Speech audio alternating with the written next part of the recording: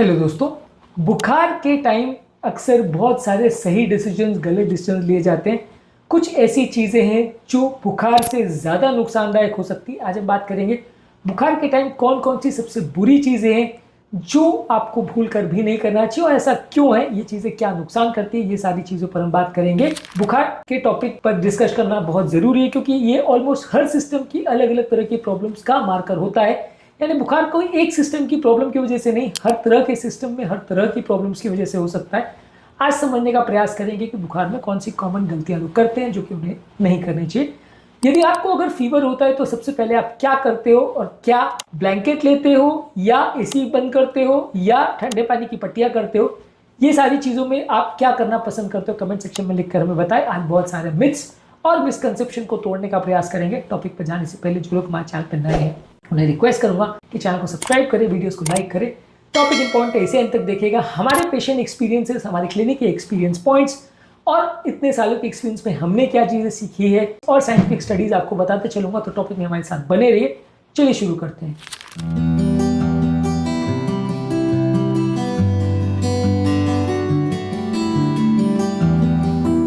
सबसे पहले बुखार के कारण को इग्नोर करना सबसे बड़ी गलती होती है। यदि आप सिर्फ बुखार पर फोकस करते हो, उसके कारण पर फोकस नहीं करते हो, तो अक्सर बहुत मुश्किल हो जाती है। रिसेंटली हमारे ओपीडी में एक पेशेंट आए थे जो लो ग्रेड फीवर के लिए अपने आप को 1-2 हफ्ते से सेल्फ मेडिकेट कर रहे थे। जब वो हमारे पास आए तो हमें उनको एडमिट करना पड़ा क्योंकि उनको टाइफाइड फीवर था और उस समय वो काफ़ी बढ़ चुका था। बुखार का कारण समझे बिना उसको ट्रीट करना सबसे बड़ी और डेंजरस गलती माना जा सकता है। 2020 में बीएमजे का आर्टिकल पब्लिश हुआ था जहाँ 40% पेशेंट जिनको प्रोलॉन्ग फीवर था वो मिस हो जा रहे थे और उनका अर्ली डायग्नोसिस नहीं हो पा रहा था क्योंकि सेल्फ मेडिकेशन की वजह से वो डिले कर रहे थे, डॉक्टर के पास नहीं जा रहे थे।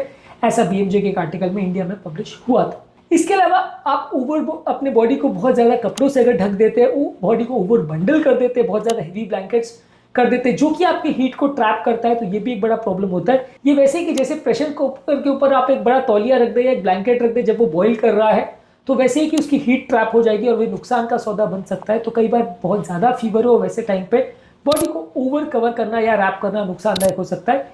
रिसेंटली हमारे पास एक पेरेंट्स एक बच्चे को लेकर आए थे जिनको फीवर की प्रॉब्लम था। उसको बुखार में बॉडी बहुत ज़्यादा ठंडी नहीं हो जाए इसकी वजह से पेरेंट्स उसको बहुत ज़्यादा ब्लैंकेट से कवर कर रहे थे। इसकी वजह से बच्चे को फिब्राइल सीज़ेज यानी मिर्गी आना चालू हो गई थी। तो कई बार इस तरह की चीज़ें दूसरी प्रॉब्लम्स को भी लेके आ सकती है। पीडियाट्रिक्स इंटरनेशनल जर्नल में बताया गया था कि एक आर्टिकल में कि 65% फिब्राइल यानी बच्चों के होने वाले सीजर जो है वो ये बॉडी की ओवर हीटिंग के साथ एसोसिएटेड होते हैं। तो बच्चे को अगर बुखार हो रहा है और आप उसको बहुत ज़्यादा अगर गर्म रखने के लिए तौलिया वगैरह डाल देते हो तो कई बार इससे मिर्गी के दौरे पड़ सकते हैं छोटे बच्चों को। इसके अलावा बिना किसी एडी के या बिना किसी गाइडेंस के आप बहुत ज़्यादा मेडिकेशन, हर्बल मेडिसिन और पेन किलर्स लेते हो तो ये भी कई बार नुकसानदायक हो जाता है। ये वैसे ही कि जैसे इलेक्ट्रिसिटी बोर्ड में आप अलग अलग तारे बिना देखे लगाना चालू कर देते हो तो शॉर्ट सर्किट होने का रिस्क बढ़ जाता है। तो वो आपको ध्यान रखने की जरूरत है कि बुखार में क्या ले रहे हो और कितना डोज ले रहे हो। इंडियन जर्नल ऑफ फार्माकोलॉजी में 2019 में एक रिव्यू पर्टिकुलर पब्लिश हुआ था जिसमें बताया गया था कि 27% पेशेंट में कॉम्प्लिकेशन देखे गए थे क्योंकि मल्टीपल फार्मेसी के मेडिसिन या मल्टीपल दवाइयां वो ले रहे थे, पॉलीफार्मेसी कर रहे थे बुखार के टाइम।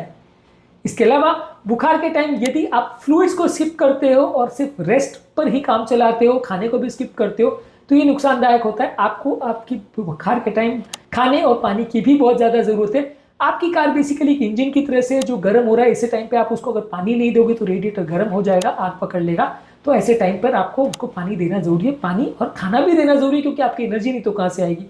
2021 में एक आर्टिकल पब्लिश हुआ था जहाँ पे बताया गया था कि फीवर के केस में डिहाइड्रेशन की वजह से 25% लोगों का हॉस्पिटल स्टे ज़्यादा देखने को मिला था। सिग्निफिकेंट ज़्यादा उनका हॉस्पिटल में रहने का टाइम पीरियड बढ़ गया था सिर्फ डिहाइड्रेशन की वजह से। रिसेंटली हमारे पास एक पेशेंट आई थी डेंगू फीवर की वजह से, जो घर पर बेड रेस्ट ले रही थी पर कुछ खाना पीना नहीं खा रही थी, जिसकी वजह से उनका सोडियम ड्रॉप हो गया था, बॉडी डिहाइड्रेट हो गई थी, बाद में हमको उनको एडमिट करना पड़ा। इसके अलावा फीवर में यदि आप सिर्फ हर्बल थेरेपी या स्पॉन्जिंग पर अगर रिलाई करते हो तो वो भी कई बार सीरियस प्रॉब्लम को मास्क कर सकता है, जिसकी वजह से प्रॉब्लम्स आ सकती है। लैंसेट ग्लोबल हेल्थ में 2020 में एक आर्टिकल पब्लिश हुआ था जहाँ पे मलेरिया का डायग्नोसिस कई केसेस में डिले हुआ था, जिसकी वजह से इंडिया में एक स्टडी हुई थी जहाँ 2 गुना ज़्यादा कॉम्प्लिकेशन देखे गए थे मलेरियल फीवर में, जहाँ लोग सिर्फ बुखार में पैरासीटामोल लेके काम चला रहे थे और बाद में मलेरिया निकला पेशेंट को। तो कई बार फीवर में होम रेमेडी भी करना नुकसान का सौदा बन सकता है बिना कारण जाने जब आप इसको करते हो तो। इसके अलावा कई बार फीवर की वजह से या पैनिक की वजह से भी प्रॉब्लम होती है। कई बार लोगों को लगता है कि हर तरह का फीवर डेंजरस है और ऐसे टाइम पे वो ओवर ट्रीट करते हैं, जिसकी वजह से प्रॉब्लम हो जाती है।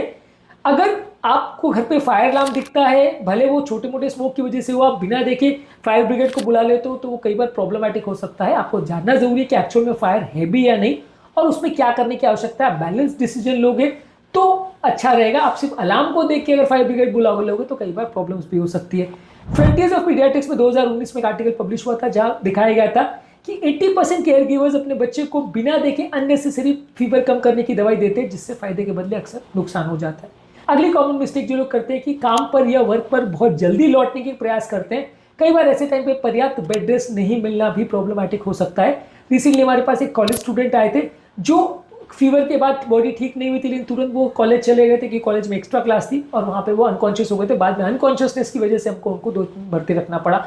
तो फीवर के टाइम कई बार अनट्रीटेड पेशेंट अगर काम वापस चालू कर देता है तो वो भी नुकसान होता है। ऐसे टाइम पे बॉडी को पर्याप्त रेस्ट देना जरूरी है। इसके अलावा फीवर को इग्नोर करना पूरी तरह से या लाइटली लेना, ये भी एक गलती है। इसके अलावा आप बहुत ज्यादा मात्रा में अगर हेवी खाना खाते हो या तीखा खाना खाते हो तो इससे भी आपको तकलीफ हो सकती है, इससे भी प्रॉब्लम हो सकती है। Easy to digest food product ज्यादा लेना चाहिए। फीवर के टाइम क्या खाना चाहिए और क्या नहीं, इस पर ऑलरेडी हमने अलग से वीडियो की है। इसके अलावा फीवर के टाइम अगर आप इंटेंस वर्कआउट करते हैं तो बॉडी का हीट बहुत ज्यादा बढ़ जाता है, इम्यूनिटी कॉम्प्रोमाइज हो सकती है, जो कि आपकी रिकवरी को कॉम्प्रोमाइज कर सकता है। इसके अलावा फीवर के टाइम बहुत ठंडे पानी के आइस बाथ्स लेना भी कई बार बॉडी के टेम्परेचर को बढ़ा सकता है। नॉर्मल पानी से ही स्नान करना चाहिए। ठंडे पानी से जब तक टेम्परेचर बहुत ज्यादा नहीं बढ़ नहीं गया तब तक स्नान करना गलत हो सकता है। इसके अलावा फीवर के टाइम टेम्परेचर मॉनिटरिंग नहीं करना भी एक इंपॉर्टेंट प्रॉब्लम हो सकती है। फीवर का पैटर्न मॉनिटरिंग करना बहुत इंपॉर्टेंट सिग्नल्स देता है कि फीवर में क्या पैटर्न है, उसको कैसे मैनेज करना है। इसके अलावा अगर फीवर के पेशेंट में आप हाई रिस्क पेशेंट में भी अगर उनको मेडिकल अटेंशन नहीं देते हो, खासकर उम्रदराज patient, heart patient, kidney patient में, तो कई बार वो प्रॉब्लमैटिक हो सकता है। तो इस पर आपको ध्यान देना चाहिए। एक सैड स्टोरी आपको बताऊंगा। हमारे जब मैं एमडी कर रहा था तो हमारे एक सीनियर डॉक्टर थे जो खुद भी एमडी कर रहे थे, मतलब वो पोस्ट ग्रेजुएशन कर रहे थे, उनको फीवर था। उन्होंने अपना काम चालू रखा और फीवर को इग्नोर करते रहे।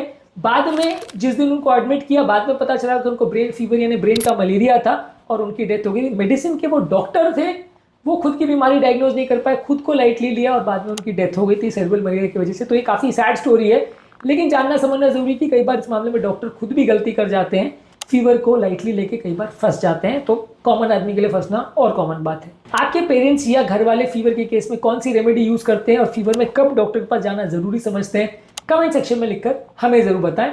कुछ प्रैक्टिकल यूटिलिटी के पॉइंट्स और हमारी ओपिनियन इस मामले में क्या है वो बताऊंगा। हमेशा आपको जानने की जरूरत है कि हर फीवर में ना ओवर ट्रीट करना चाहिए ना अंडर ट्रीट करना चाहिए। खाने पीने पर और पानी पर भी विशेष ध्यान देना चाहिए। अननेसेसरी एंटीबायोटिक्स और पेन किलर्स और पैरासिटामोल अब्यूज नहीं करना चाहिए। बहुत ज्यादा ठंडे पानी की पट्टियां और बहुत ज्यादा गर्म तौलिया दोनों या गर्म ब्लैंकेट्स दोनों ही चीजों का प्रयोग करना नुकसानदायक हो सकता है। टेम्परेचर को रेगुलरली मॉनिटर करते रहिए। फीवर को एक सिग्नल की तरह से लीजिए, वो बीमारी नहीं है लेकिन बीमारी का मार्कर है। जब तक आप बीमारी के जड़ तक नहीं पहुंचोगे तब तक बीमारी को ट्रीट करना, मैनेज करना मुश्किल होगा। इसलिए बीमारी सिग्नल मान के बीमारी की जड़ तक पहुंचे और उसका इलाज करिए, तभी फीवर का प्रॉपर इलाज होगा।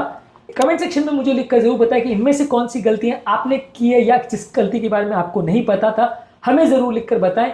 फीवर को एक सिग्नल समझिए, उसको प्रॉब्लम तक पहुंचने की एक सीढ़ी समझिए, उससे डरिए मत, उसको अपनाइए और उसको एक सिग्नल की तरह लेके बीमारी तक पहुंचने का प्रयास करिए। उम्मीद करूंगा कि आज के टॉपिक में कुछ नई बातें जानने को मिली होगी। जो लोग हमारे चैनल पर नए हैं उन्हें रिक्वेस्ट करूंगा कि चैनल को सब्सक्राइब करें, वीडियोस को लाइक करें, शेयर करें, फॉलो करें, कमेंट करें, पूरा देखें। आपके कमेंट्स का हमें इंतजार रहेगा। आपके कमेंट्स हमें आपके बारे में और आपकी बीमारी और आपकी प्रॉब्लम्स के बारे में जानने में और हमारे काम के बारे में आपकी क्या फीलिंग है जानने और समझने में मदद करते हैं।